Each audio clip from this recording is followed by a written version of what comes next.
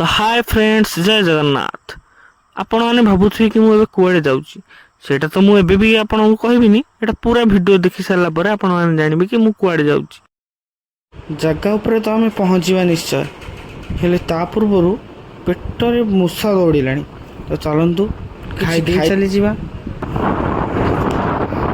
तो आम आसी पेट पूजा पहुँची गलु होटेल गार्डन रे सीटा आम नयागढ़ अच्छी तो बहुत ही टेस्टी खाइबा ये होटेल में मिले। तो प्रथमे आम कौन खाइबु बोली बसिकी भाविलु तापर पिज्जा ऑर्डर करथिलु।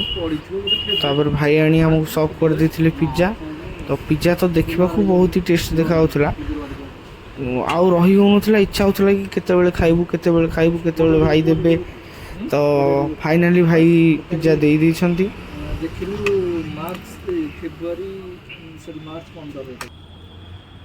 तो पिज्जा को देखला पर जना पड़ला कि पिज्जा देखा जमी सुंदर थिला खाइबा को भी ताठू आहरी बहुत ही टेस्टी थिला।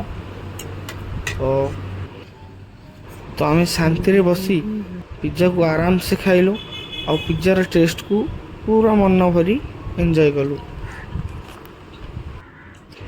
मु तो रही पार नथिली मु पिज्जा खाई आउ पिज्जा भी मत बहुत टेस्ट लगुला। तापर आम खाइबा बिरयानी ऑर्डर करथिलु। तो आमको वेटर आनी सर्व कर देथिले बिरयानी।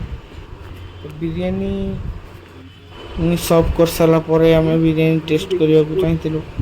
तो बिरयानी भी सर्व कर देथिले। बिरयानी भी देखा जमी थिला खाइबा भी ताठर बढ़िया थिला। पिज्जा ठू भी बिरयानी टेस्ट आहरी अधिक थिला। तो आम मन भरी बिरयानी खाई पूरा प्लेट सफा कर देथिलु आपण माने देखि पारुथे। तापर आम किछि मसला कोल्ड ड्रिंक्स ऑर्डर करी पीकी पुणी बाहरलु जगह उपर को। तो आपण मानक तो बेसी समय वेट करने को भल लगे। तो जगार नाटा भी मुझे आपको मेंशन कर दूची। आम आज जाऊँ ओडिशार अयोध्या आई मीन फतेहगढ़ से नयागढ़ रे फतेहगढ़ से राम मंदिर जो दिन अयोध्या राम मंदिर प्रतिष्ठा होता से दिन ही आम नयागढ़ रे होता फतेहगढ़ रे श्री राम मंदिर प्रतिष्ठा। मंदिर आम देखीचु शुणीचु भी बहुत सुंदर देखा जाउची। तो शुणीचु सीना किंतु देखी नथिलु। तो आज आम बाहर देखा प्रभु श्रीराम का आशीर्वाद पाई आम जाऊँ पाखु। तो चलतु आम सह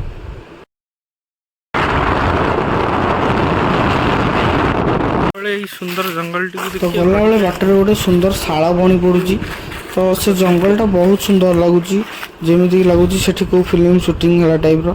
तो आम भी से किसी फोटो शूट कर बाहर पुणी मंदिर को। तो आप देखिपे मंदिर नुआ रास्ता है देखिपे से पहाड़ उपर पूरा मंदिर अच्छी से पहाड़ उपर को आम जीवु। रास्ता भी नुआ काटिकी रोड पूरा बनाई आप देखिपे केमी कौन है मंदिर पूरा से पहाड़ उपर अच्छी से आम बाइक रे जीवु। तो चलतु आम सह केमी कौन अच्छी मंदिर केमी कौन तैयारी आम देखू आपण मैंने भी आम सह देखु। जेहेतु पहाड़ उपर मंदिर होती पहाड़ को रास्ता मैंने आपण मैंने भावी पारे केमी कौन हो तथापि किसी खराब नहीं पूरा रोड पूरा भल से तैयारी माने बाइक कार 4 व्हीलर ठू धरिकी सबकि ऊपर को जापर। तो जेहेतु पहाड़ को जाऊँ आपने देखी चाह जावाक पड़ो कारण बहुत स्लो रे ही गाड़ी जीव गाड़ी के स्पीड देवेनि ऊपर। तो चलतु तो गाड़ी भी चलेवाटा बहुत ही कष्ट थिला कारण 1 नंबर रु 2 नंबर गियर रे ही जाए गाड़ी अधिक स्पीड जाएनी।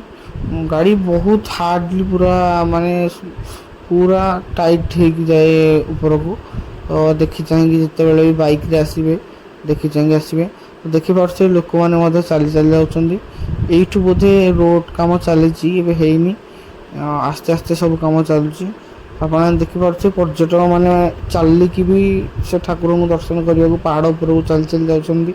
आपण मैंने चली चली आसीपारे बाइक कार आसीपारे देखिपे आम जगह उपर पूरा पहुँची जाइए। आ गहली भी तो आपने देखिपे केते गहली होती। तो अभी तो किसी माने टाइम भी है तार टाइम रे से पहुँच जाते तथापि लोक कम नहांती पूरा देखिपे केमी बाइक कार बोलर फोलर सबकि आसिक ऊपर गदाई बाइक स्टैंड भी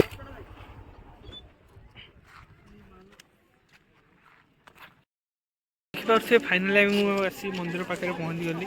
ତ ଦେଖିପାରୁଥିବେ ମନ୍ଦିରର ଚତୁଃପାର୍ଶ୍ୱ କେମିତି କରାଯାଇଛି, ଆହୁରି କାମ ଚାଲିଛି, କାମ ପୁରା ସମ୍ପୂର୍ଣ୍ଣ ଭାବରେ ହେଇନି।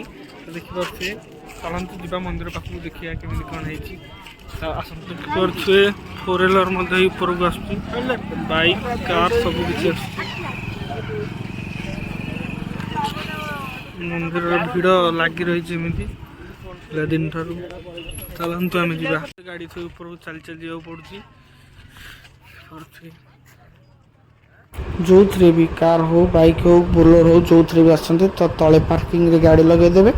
ବହୁତ କମ୍ ବାଟ, ମାନେ ହାଫ୍ କିଲୋମିଟର ଖଣ୍ଡେ ହେବ, ଆପଣମାନେ ଚାଲି ଚାଲି ମନ୍ଦିରକୁ ଆସିବେ।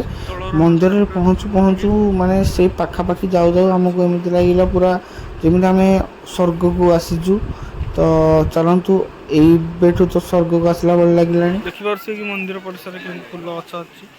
ତ ଆସନ୍ତୁ ଯିବା।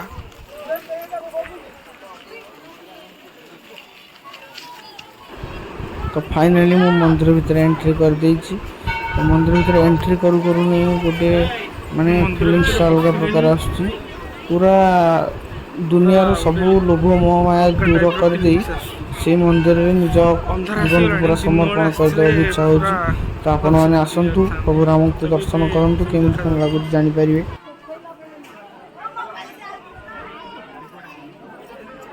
ତ ମନ୍ଦିରର ଆଗ ପଟେ ତ କେମିତି କ'ଣ ହେଇଛି ଆପଣମାନେ ଦେଖିଲେ।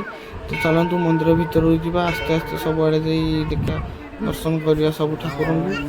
କେମିତି କ'ଣ ହେଇଛି ମନ୍ଦିର ସବୁ ମୁଁ ଆପଣମାନଙ୍କୁ ଦେଖାଇ ଦେଉଛି। ଆପଣମାନେ ମୋ ସହିତ ରୁହନ୍ତୁ, ମୋ ସହିତ ଆପଣମାନେ ଦର୍ଶନ କରନ୍ତୁ। ଚାଲନ୍ତୁ ମନ୍ଦିର ଭିତରକୁ ଯିବା। ତ କ୍ୟାମେରା ଆଲାଉ ଅଛି, ଆପଣମାନେ ବିନା ଭୟରେ ଫୋନ୍ ଭିତରକୁ ନେଇ ଯାଇପାରିବେ। ଠାକୁରଙ୍କର ଫଟୋ ନିଜର କିଛି ଫଟୋ ଉଠାଇ ଆସିପାରିବେ, କାରଣ କ୍ୟାମେରାକୁ ଏଠି ମନା ନାହିଁ। ତ ଆମେ ମନ୍ଦିର ଭିତରେ ପହଞ୍ଚିଗଲୁ, ଠାକୁରଙ୍କ ଦର୍ଶନ କଲୁ। ଆଉ ଠାକୁରଙ୍କୁ ଦର୍ଶନ କରି ଯେମିତି ଲାଗୁଥିଲା ସେଇଟା ଆପଣମାନେ ଠାକୁରଙ୍କୁ ଦର୍ଶନ କଲା ପରେ ହିଁ ଜାଣିପାରିବେ। ତ ପ୍ରଭୁ ରାମଚନ୍ଦ୍ରଙ୍କର ତ ଦର୍ଶନ ସରିଯାଇଛି। ତ ଆମେ ଦର୍ଶନ ପରେ ବାହାରିଲୁ ମନ୍ଦିର ବୁଲିବାକୁ। ତ ମନ୍ଦିର ଚତୁଃପାର୍ଶ୍ୱ ଦେଖିପାରୁଥିବେ କେମିତି ଭିତରେ ହେଇଛି। ତାପରେ ମନ୍ଦିର ବାହାରକୁ ଆମେ ଆସିଲୁ। ତ ମନ୍ଦିର ବାହାରେ ବି ମାନେ ବହୁତ ସୁନ୍ଦର ହେଇଛି। ମନ୍ଦିରର କାରୁକାର୍ଯ୍ୟ ଯେମିତି ହେଇଛି, ତାର ଡେକୋରେଟ୍ ବି ବଢ଼ିଆ ବହୁତ ଭଲସେ ହେଇଛି। ରାତିରେ ବି ଆପଣମାନେ ଗଲେ ମାନେ ପୁରା ଖୁସିରେ ଦେଖିପାରିବେ, କାରଣ ରାତିରେ ବି ଲାଇଟ୍ ଫାଇଟ୍ ସବୁ ଲାଗିକି ମାନେ ବହୁତ ସୁନ୍ଦର କରି ମନ୍ଦିରଟା ହେଇଛି। ମାନେ ଯେହେତୁ ସେଇଟା ପାହାଡ଼ ଭିତରେ ଅଛି, ପୁରା ପବନ ବି ବଢ଼ିଆ ହେଉଛି। ତାପରେ ଆମେ ବାହାରିଲୁ, ମାନେ ସବୁ କର୍ଣ୍ଣରରେ 4ଟି ମନ୍ଦିର ହେଇଛି। ତ ପ୍ରଥମେ ଆମେ ବାହାରିଲୁ ପ୍ରଭୁ ଶ୍ରୀ ଗଣେଶଙ୍କ ପାଖକୁ। ସେଠି ପ୍ରଭୁଙ୍କୁ ଦର୍ଶନ କରି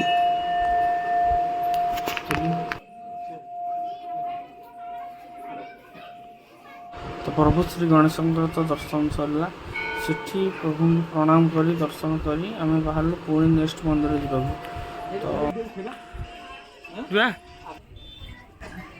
ତ ଗଣେଶ ମନ୍ଦିର ତ ଦେଖି ଆସିଲେ, ଏବେ ଚାଲନ୍ତୁ ଯିବା।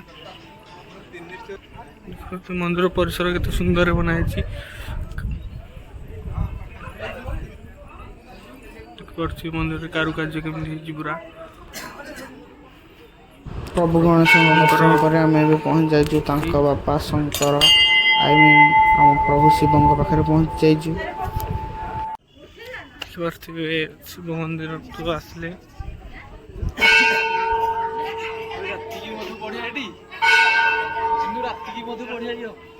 ଲାଇଟ୍ ଫାଇଟ୍ ଲାଗିଛି ନା ଚାରିଆଡେ, ସବୁଆଡୁ ଲାଇଟ୍ ହେଇଛି।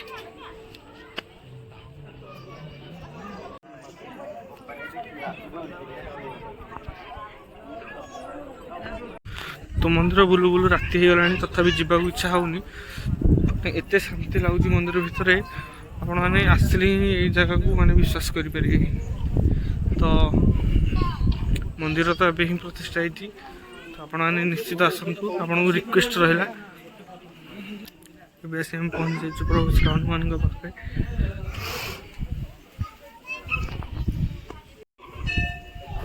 ତ ଗୋଟେ ଗୋଟେ କରି ସବୁ ମନ୍ଦିର ଦେଖି ସାରିବା ପରେ ଲାଷ୍ଟରେ ଆମେ ପହଞ୍ଚିଲୁ ପ୍ରଭୁ ଆଦିତ୍ୟ ନାରାୟଣଙ୍କ ପାଖରେ। ସେଠି ପ୍ରଭୁଙ୍କୁ ଦର୍ଶନ କରି ଘରକୁ ଯିବାକୁ ବାହାରିଥିଲୁ। ତ ମୋ ସହ ବି ଆପଣମାନେ ବୁଲିଲେ, ଦେଖିପାରୁଥିବେ ମନ୍ଦିର ମାନେ କେମିତି ସୁନ୍ଦର ଲାଗୁଛି, କେମିତି କ'ଣ ଅଛି। ତ ମୁଁ ତ ଆଉ କିଛି କହିବିନି, ବହୁତ ରାତି ହେଇଗଲାଣି। ତ ଆମେ ଏବେ ଗାଁକୁ ବାହାରିବୁ ଯିବା ପାଇଁ। ତ ଚାଲନ୍ତୁ ଯିବା।